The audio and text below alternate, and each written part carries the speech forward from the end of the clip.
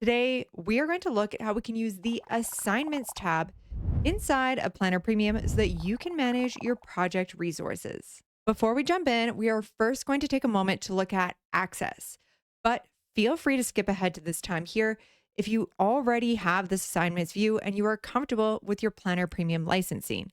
Otherwise, there are three tiers of Planner Premium, so let's briefly go over each of these so that you know what's included.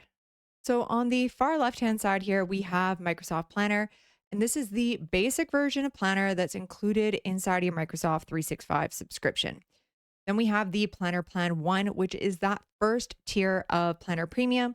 And this gives you advanced features, including Planner Premium templates, the timeline view, as well as task dependencies. Moving along, we have the second tier of Planner Premium, which is Planner and Project Plan 3. And this is where we unlock task history, roadmaps, baseline, as well as those resource management capabilities, among some other premium features. So, this tier is the one that we need for that assignments view. Now, just note as well that you are able to try Planner Plan 1 as well as the Planner and Project Plan 3 for free for 1 month.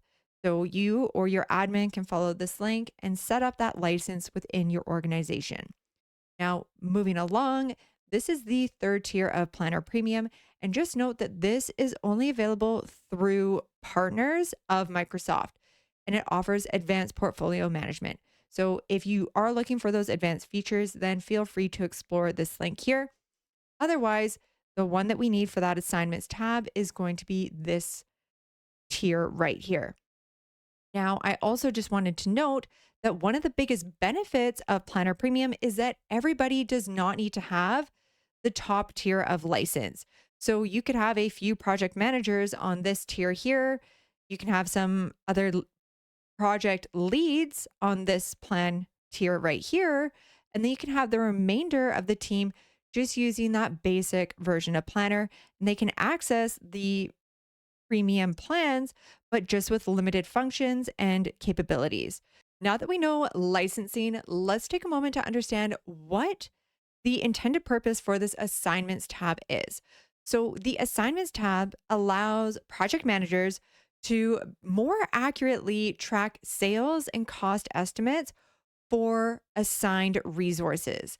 Now, assigned resources is just another way to say hours budgeted or actually tracked for tasks within a project. So it allows project managers to more accurately produce budgets as well as costs from a bigger scale of the project as a whole. Now that we have that definition out of the way, let's first take a look at how we can navigate this dashboard, and then we'll dive into some examples of how you can use this in real life situations that may actually apply to your project scenario.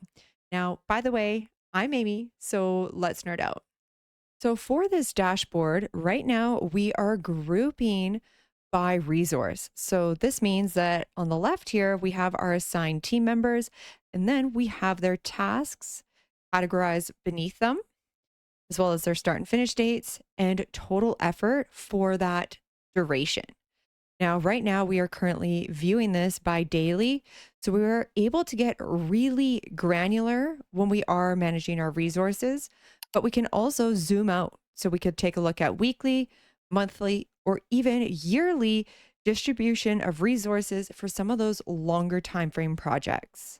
Additionally, right now we are grouping by resource, but we are also able to group our tasks by tasks. We'll notice that now we have the task at the top level, and then we have a row for the assigned team member. So if there was two team members assigned to this task, then we would have two additional rows here, and we would be able to distribute or assign the amount of effort among those team members for that specific task. Now, as a final note for this area, before we dive into how to actually use this area, in order to see a task in the assignments view, we need to ensure that it is assigned to a team member. You'll notice that tasks that are not assigned to a team member are not showing up here. So once we've assigned all of our tasks to the appropriate team members, then we are able to granularly manage the effort for each of those tasks. Now that we are familiar with this layout, let's look at how we can use assignments to manage our resources. And I'm just going to group by and then resource, as it's just a little bit of a cleaner view so we can clear out some of that clutter. Let's take a look at this task here. So between the start and the finish date, we have 4 days. We can see that total effort is 32 hours. So that's based on 8 hours a day for 4 days, gives us 32 hours of effort. And if we look at these daily amounts, we can see 8 hours, 8 hours, and 8 hours. So overall, effort is automatically calculated on an 8 hour day and is evenly distributed among those days. However, that is not always the case.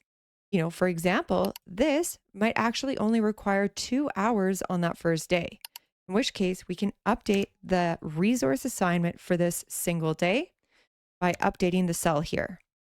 Similarly, we can do the same in this column here. We could say, for example, that that is going to be 4 hours. So we can now see that the total effort for that task is now being updated appropriately. So now we are going to take a look at another example where we have two team members assigned to a task. Now, just note that we are not able to open up a task card here. These are read-only cells. So you may want to manage your assignments on a multi-monitor computer, and then you can have your grid view open on one screen and assignments open on the other. But for us, let's just pop into the grid view here. We can open up this task card, and let's just notice here that right now we have 40 hours total effort, and that's based on the 5 day duration at 8 hours a day. However, if we assign this task to Mike, then now that effort has increased. So we still have that 5 day duration, but it is now duplicating the number of hours, and the total effort is 80 hours. So that is automatically calculated based on an even distribution based on the duration for two team members, which is not always an accurate example in real life.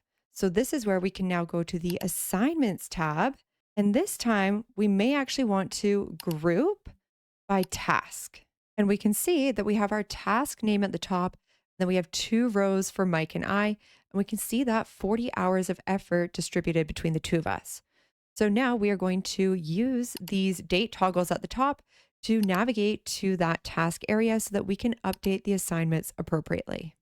And then now we can see those dates as well as that 8 hours distributed for each of the days. So we can update these accordingly. And we can also just tab through the cells here and then update the numbers.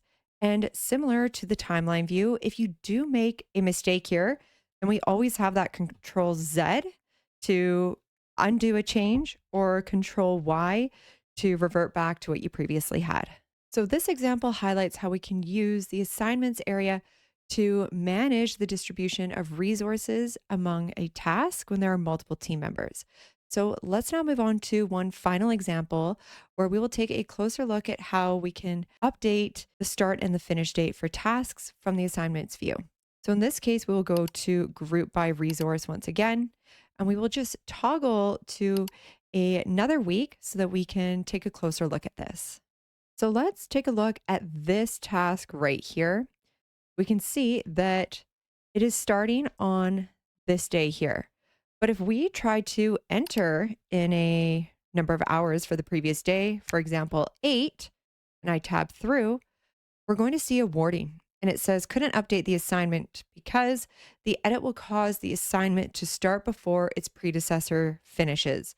So that basically means that there is a dependent task, and this task is not able to start until that task finishes. So that is why we are not able to update this cell here. So now let's try and add an hour after this task is supposed to finish. So let's just note here that this task is due to finish on the 14th, and this one is due to start on the 15th.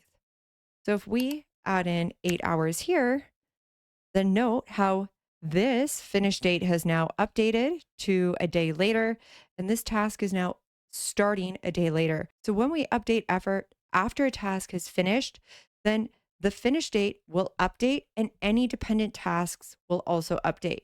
So, in this case, it may be beneficial for you to open up another screen in the timeline view and just monitor how your changes are affecting dependent tasks.